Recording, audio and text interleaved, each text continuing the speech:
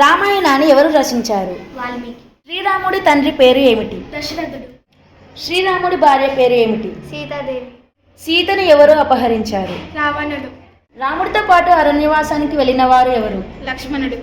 రాముడు ఏ రాజ్యానికి చెందినవాడు? అయోధ్య. లంకకు రాజు ఎవరు? రావణుడు. హనుమంతుడు ఏ రాజ్యానికి చెందినవాడు? కిష్కింద. సీతాదేవి తండ్రి ఎవరు?